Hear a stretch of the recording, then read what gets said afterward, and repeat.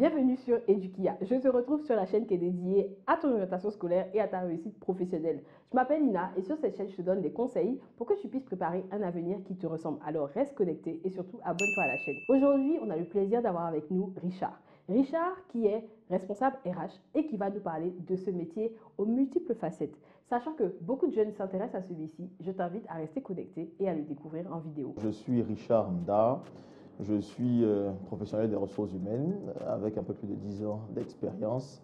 J'exerce aujourd'hui dans une compagnie financière panafricaine au sein de laquelle je suis en charge de tout ce qui est développement des ressources humaines, formation et ainsi de suite.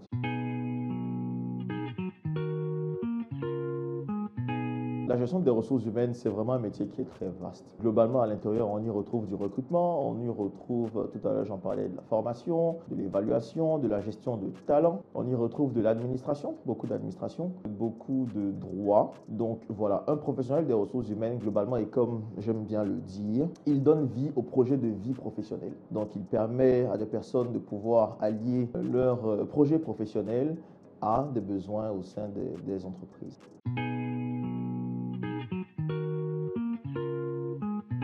Mes missions au quotidien sont remplies d'activités telles que le recrutement. Je fais beaucoup de ça. Le recrutement, la formation, et puis comme j'ai dit, de la gestion de talent, de la gestion de compétences.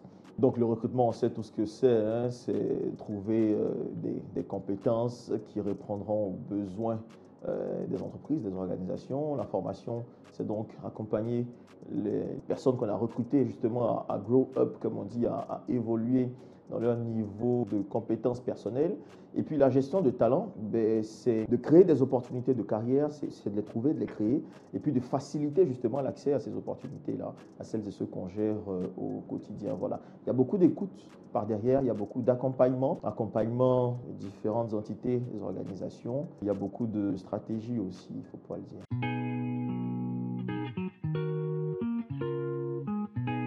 C'est un parcours tout classique, hein. Bon, déjà, il faut dire qu'après le bac, je fais partie de celles et ceux qui ne savaient pas ce qu'ils allaient faire, qui ne savaient pas où est-ce qu'ils voulaient aller. J'avais aucune idée de ce que j'allais faire après.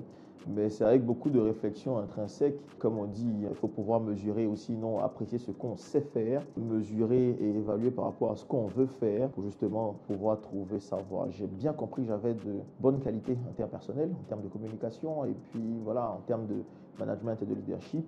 Tout de suite, les choses se sont, j'ai envie de dire, dessinées. J'ai fait une licence en information, communication et gestion des ressources humaines.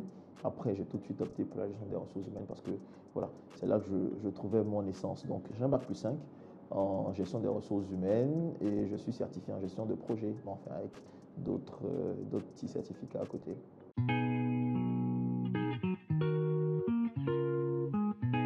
Les profils. Alors, si on veut parler de profils type tels que ce que le cursus académique peut créer, je pourrais dire tout type de profil. Déjà, pour exceller en ressources humaines, il faut avoir des qualités interpersonnelles. C'est d'abord ça, puisqu'on parle d'humain, on parle d'une valeur qui est totalement impondérable. Ce n'est pas une ressource qu'on pourra anticiper ou dont on pourra prévoir les changements sur l'avenir. Non. Il faut avoir beaucoup de qualités, d'aptitudes interpersonnelles. Et puis, oui, après, il y a un peu de technicité là-dedans. Il y a un peu de droit, il y a, enfin un peu, beaucoup de droit, il y a beaucoup de management, il y a beaucoup de communication, il y a vraiment beaucoup de sciences sociales aussi, donc tout ce qui est sociologie, psychologie. Il y a vraiment beaucoup de tous ces métiers, sinon toutes ces expertises connexes là qui se rassemblent, qui peuvent facilement vous ramener à cela. Quoique, comme j'ai dit, si on a les valeurs humaines, les valeurs interpersonnelles requises, on peut facilement se reconvertir et accéder à cette fonction.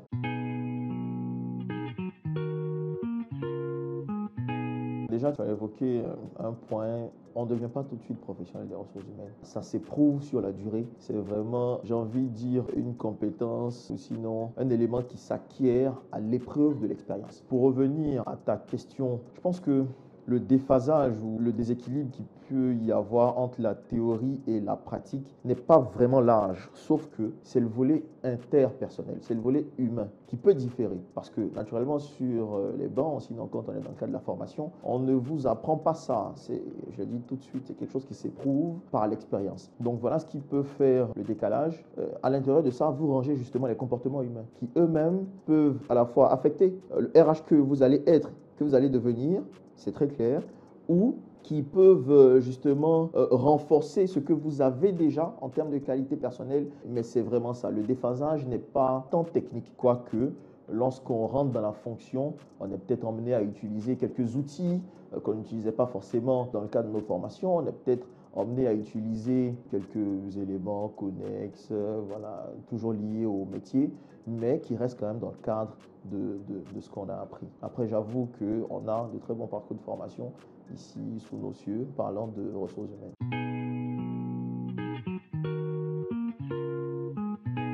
Alors, ce qui m'a surpris, c'est peut-être le niveau de qualité personnelle, en termes d'intelligence émotionnelle, mais vraiment des qualités personnelles, en termes d'empathie, qu'il fallait impliquer dans la fonction qui m'a tout de suite frappé. On parle, je l'ai dit tantôt, de compétences humaines. On parle d'hommes, on parle de sensibilité, on parle d'humeur, on parle d'envie, on parle d'éducation individuelle, on parle de culture. Il y a plein d'éléments. Voilà ce qui m'a un peu surpris, donc un choc culturel. J'ai eu la chance très tôt de rentrer dans des environnements qui étaient multiculturels. Donc, avoir à faire face à ces croisements multiculturels était un vrai choc. Après, il y a eu très peu de choses qui m'ont surpris. Je savais déjà quoi m'attendre.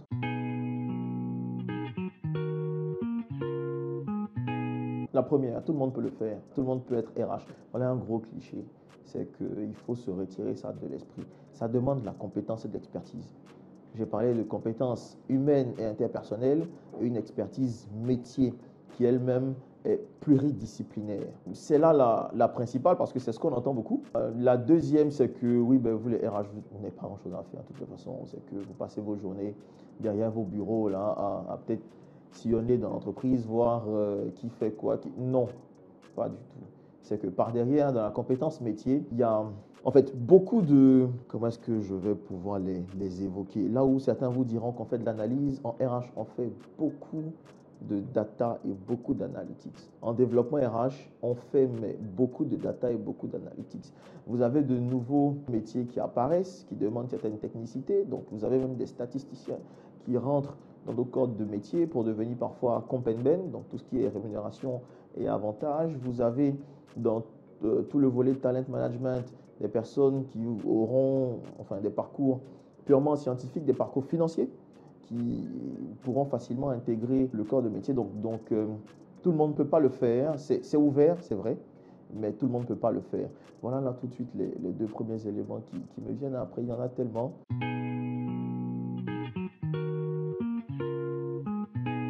Non, ce n'est pas le cas. Les RH font preuve de beaucoup d'intelligence émotionnelle sans pour autant mettre leurs émotions personnelles dans l'analyse, dans l'appréciation des situations. Ça demande beaucoup de recul pour avoir justement cette intelligence des situations qui vous permettra d'opérer le meilleur choix. Le meilleur choix qui, parfois, n'est pas forcément le choix qui répond à l'attente de l'autre. C'est que le RH est un conciliateur. Il va à la fois ramener donc les besoins des collaborateurs, ramener donc les besoins de l'organisation dans laquelle nous tous nous exerçons, et puis les faire concilier. Donc, ce qui parfois peut créer des tensions. On n'agit pas pour nous-mêmes en fin de compte, c'est qu'on n'agit pas pour notre compte, comme je l'ai dit. Voilà. Toujours, et pour le compte des collaborateurs, parce qu'il n'y a d'organisation que d'hommes.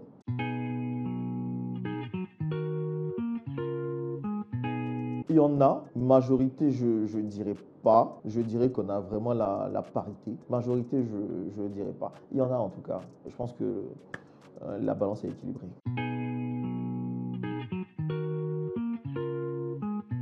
J'avais pas peur parce que je savais pas. C'est ça en fait. J'avais pas peur de ne pas savoir. Oui, parce que je savais quand même qu'à un moment donné, il allait falloir faire un choix. Il y avait peut-être des choses qui me trottaient à l'esprit, mais j'avais pas peur. J'avais vraiment cette confiance-là de me dire que j'allais faire le bon choix. Donc voilà, j'ai pas eu de peur, de crainte sur mon choix d'orientation. Aujourd'hui, je le regrette pas d'ailleurs.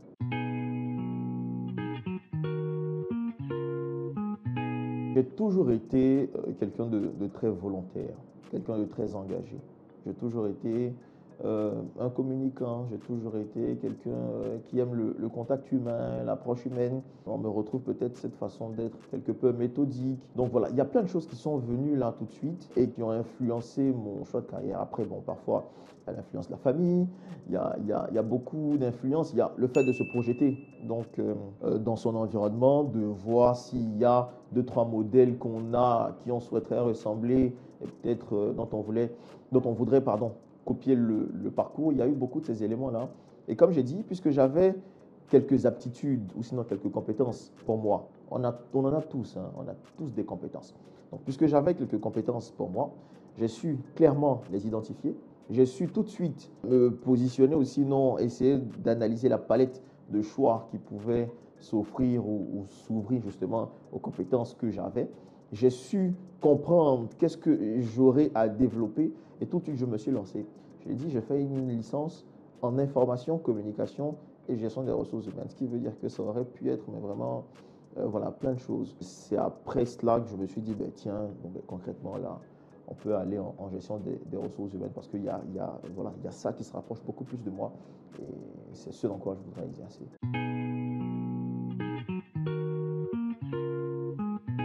Il y a une chose qui est sûre, et c'est mon avis, c'est que les opportunités d'emploi, elles existent. Il faut savoir les identifier, il faut savoir où les trouver. Elles existent, je vous le garantis. Alors, qui rentrent, qui ont du mal, après, il faut savoir pourquoi est-ce qu'ils ont du mal. Est-ce qu'ils ne savent pas comment est-ce qu'il faut approcher les entreprises, comment est-ce qu'il faut les aborder? Est-ce qu'ils ne savent pas peut-être de quelles compétences X ou Y entreprise a besoin? Où se situe l'élément? C'est vraiment ça, c'est l'analyse. Par exemple, dans mon analyse, je savais très bien dans quel secteur d'activité je voulais finir. Ça, j'ai toujours été très précis là-dessus. J'avais ce classement à l'esprit. Du coup, je savais, mais ok, dans ce secteur-là, quels sont les métiers qui y sont? Quelles sont peut-être les compétences dont on a besoin? Quel est l'apport du RH dans ces différents secteurs? Parce que le RH dans le secteur financier n'a pas forcément au quotidien les mêmes, oui après ça reste des ressources humaines, mais en termes d'approche n'a pas la même que celui qui est en industrie, c'est parfois différent. Donc je savais tout de suite dans quel secteur je voulais évoluer et donc je savais facilement identifier ou approcher des gens qui étaient déjà dans ces corps de métier, parce que ça aussi c'est un réel point, il faut créer le contact, étaient dans ces environnements-là, me renseigner pour facilement, moi, après, m'orienter, savoir dans quoi est-ce que je devais peut-être développer X ou Y compétences pour facilement intégrer. Tout part de l'analyse.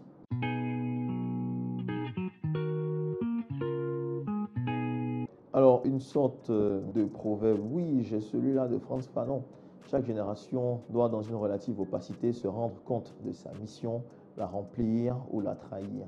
C'est vraiment ça. Et je l'aime beaucoup parce que, comme j'ai dit tantôt, il y a cet élan d'engagement et de volontariat que j'aime, et pour moi, très personnellement, qui fait que tout de suite, j'hésite pas à créer le contact, à foncer en fait. J'hésite jamais, voilà, à créer le contact, à foncer, à aller voir ce qui s'y passe, me faire ma propre idée et puis par derrière, voilà, prouver à moi-même que je peux y arriver et puis trouver ma voie dans ce dans quoi je veux rentrer. Voilà le conseil que je puis donner aux jeunes qui nous écoutent, jeunes qui, comme moi, peut-être en dessous ou au-dessus, souhaitent mais vraiment faire ce qu'ils aiment faire. C'est vraiment de ne pas hésiter, d'aller au contact. On ne peut pas rester chez soi. On ne peut pas rester sédentaire et vouloir que les choses viennent à nous. Non, les opportunités, on se les crée et quand elles viennent à nous, il faut s'assurer d'être toujours prêt en tout cas pour les saisir.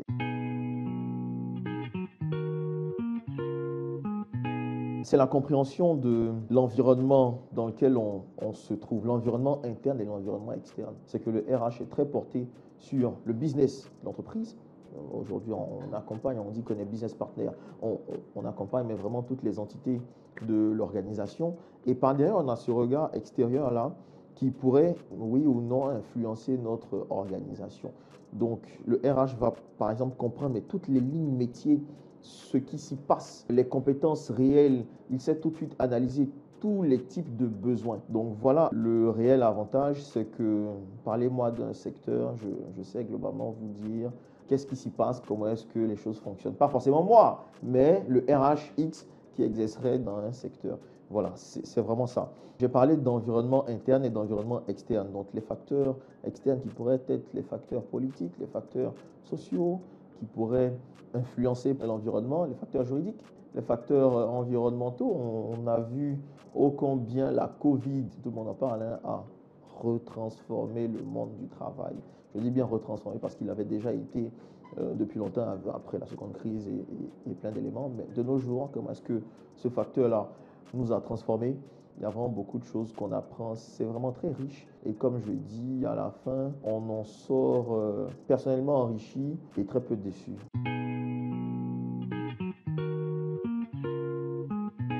Peut-être c'est le volet humain, le fait de savoir qu'on pratique un métier qui est utile à l'autre, à travers lequel l'autre arrive à se réaliser. Quoi qu'on arrive à se réaliser, nous aussi, hein, faut le dire, mais on arrive à créer de la valeur pour l'autre. C'est vraiment ça le principal et c'est ce qui donne, je pense, tout son sens au métier de RH. Je vois tout de suite le volet développement, le volet croissance. C'est qu'on a des collaborateurs qui arrivent et qui espèrent, à travers tout ce que vous pouvez leur vendre, hein, à travers votre marque employeur et tout, qui espèrent grandir avec vous, grandir professionnellement et grandir personnellement. J'ai parlé tantôt de vie professionnelle qui permet de réaliser les projets de vie personnelle. Donc, c'est vraiment ça. Faciliter l'alliage donc entre la croissance professionnelle en termes de compétences, en termes de satisfaction au travail, en termes d'expérience de vie au travail, qui elle-même va impacter ou influencer la croissance dans votre parcours de vie sociale. Donc, qui va vous permettre de vous réaliser, de vous affirmer, n'importe laquelle des façons, hein, mais voilà, de pouvoir être fier de vous-même, de ce que vous aurez accompli pour vous et pour les générations futures. C'est vraiment ça, c'est vraiment le volet développement, le volet croissance de celles et ceux qu'on a l'honneur d'accompagner et de gérer au quotidien.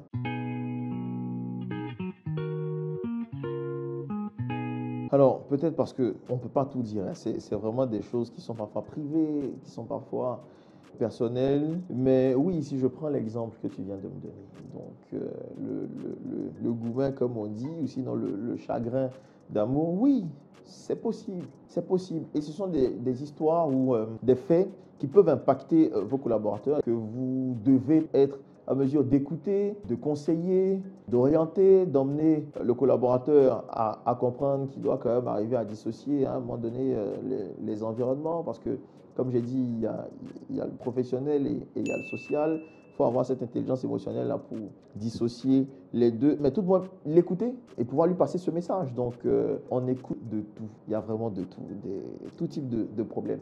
En général, ce sont des problèmes familiaux. Donc des problèmes externes à l'entreprise qui ont rapport avec vos collaborateurs, qui les affectent et qui, par ailleurs, ont des répercussions sur le rendement, sur plein de choses.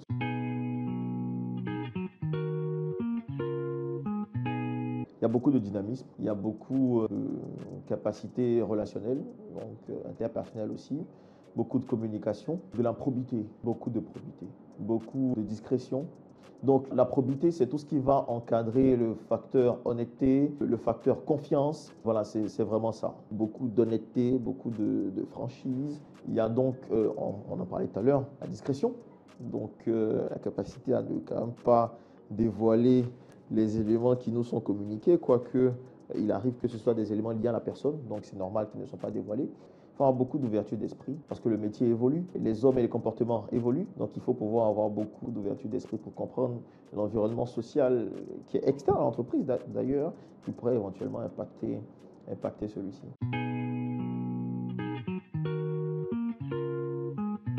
Les questions de salaire sont dépendantes des secteurs d'activité. Donc, il serait difficile là, comme ça, de me prononcer sur une fourchette de salaire, mais globalement, hein, de ce que je puis dire de mon expérience.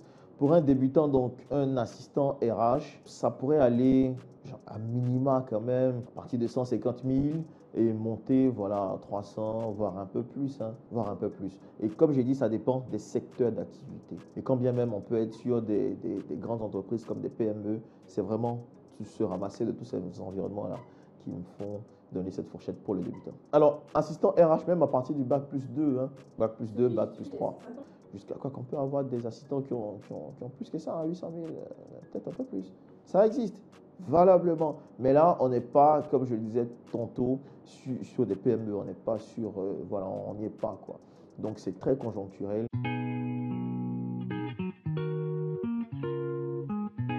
Ben, ce sont les horaires habituels hein, qu'on connaît, donc les 8 heures de travail par jour. Mais quoique, La fonction peut nous imposer d'être disponible au-delà. Vous pouvez exercer dans des secteurs d'activité qui travaillent H24. Vous, le RH, je ne vous dirai pas, parce qu'on est dimanche matin et que j'ai un cas d'accident de travail dans mon industrie, je ne peux pas me rendre disponible, ne serait-ce que pour m'enquérir de la situation et voilà, accompagner toutes les démarches qui sont en train de se faire. Même s'il y a des process qu'on déploie pour gérer ces situations d'urgence-là, mais ils relèvent de notre compétence. Et je pense même que c'est une obligation morale de pouvoir se rendre disponible à chaque fois que les ressources qu'on a, comme j'ai dit, l'honneur de gérer, ont besoin de nous.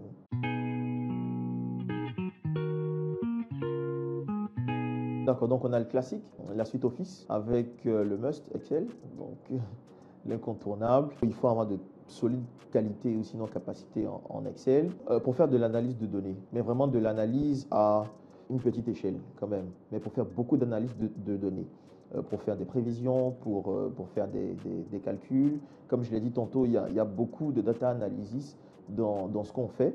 Mais après, on a des outils, oui, on a des SIRH par exemple. Le SIRH qui vous permettra à la fois de piloter, de gérer toutes les activités RH, à la fois l'administratif, tout ce qui relève de la formation, tout ce qui relève du développement. On a ces outils-là qui existent et qui facilitent au quotidien nos activités. On a aussi aujourd'hui, et parce qu'on est porté sur le digital, tous les outils liés au e-learning, voilà, pour lesquels on est obligé ou sinon qu'on est emmené de s'adapter. Le e-learning, c'est l'outil qui vous permettra de développer des parcours de formation digitaux qui ont l'avantage d'être disponibles en général sur tout type de plateforme H24 et qui permettront en fait de démocratiser la formation, démocratiser l'apprentissage, qui permettront de rendre disponibles tous les éléments de formation à tous vos collaborateurs, qu'importe où ils se trouvent, qu'importe le temps qu'ils souhaitent accorder au volet développement de compétences. Voilà. Puisqu'on a parlé de motivation et de conseil, c'est vraiment d'inviter les jeunes, comme tu l'as dit, pour reprendre ton terme, à vraiment s'engager à trouver leur voie. Aujourd'hui, je le dis, mais en même temps, je suis conscient qu'ils le sont. Je suis conscient, je suis moi-même un jeune, je suis conscient qu'ils le sont, mais c'est de continuer à foncer, à ne pas rester sédentaire, à se créer ces opportunités, à être prêt à les saisir, à ne jamais cesser ou éviter de se développer, à ne jamais cesser ou éviter de créer du lien, de créer du contact, parce que c'est comme ça qu'on va optimiser l'apprentissage. Il n'y a pas que rester en période de formation qui nous permettra d'apprendre, mais on peut apprendre de l'autre. Donc créer du lien, créer du contact, rester ouvert, rester dynamique et adaptable, c'est ce qui nous enrichira. Comme Richard, j'ai travaillé en ressources humaines. Alors, si le volet humain de l'entreprise t'intéresse, je ne peux que t'encourager à t'intéresser à ce domaine et à y faire une expérience professionnelle. Je t'invite aussi à t'abonner à la chaîne, à laisser un commentaire pour que nous sachions si ça te plaît. Et en attendant, moi je te dis à très vite sur edukia.com.